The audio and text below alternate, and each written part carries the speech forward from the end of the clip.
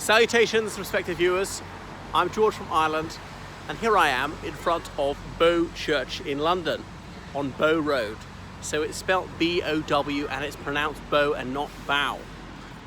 Now, a Cockney is a working class Londoner, but some people are strict in their definition, say to be a Cockney you must be born to the sound of Bow bells.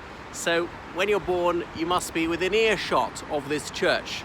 Not sure how many miles that would be, not very many. And there was a major hospital down the street, but unfortunately it closed some years ago. Anyway, so this is the very storied Bow Church. It was built in 1311 as a chapel of ease for the parish of Stepney. That's to say everybody was legally required to attend church on Sunday. That wasn't always enforced, even in the Middle Ages. And so the parish church in Stepney was some miles away and across a stream that was prone to inundations in winter time. So this chapel was built here to be more convenient to people who lived in this locality. They wouldn't have to go quite so far. Also, it could be a very grueling journey if you were discalced, as most people couldn't afford shoes. They were all leather in those days, nothing else to make shoes out of. And you weren't allowed to eat for 12 hours before you received the Blessed Sacrament, as in the bread. Laity didn't get wine, not until the 16th century.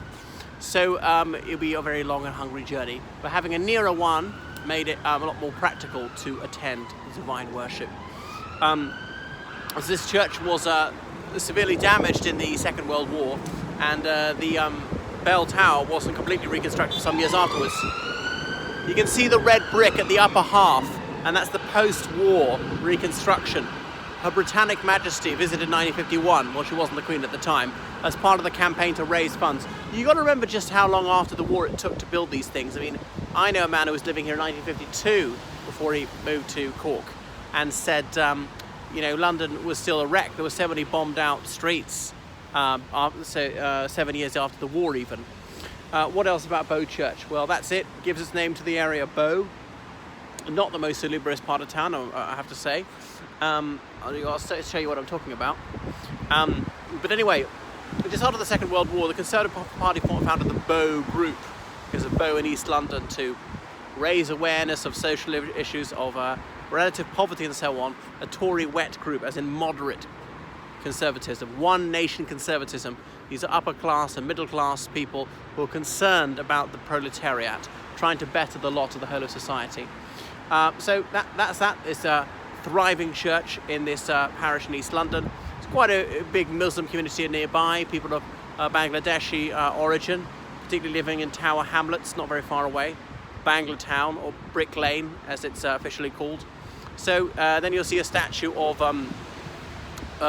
William Ewart Gladstone at the entrance to the churchyard, and he of course was a communicant of the Church of England and a very enthusiastic member, very God-bothering.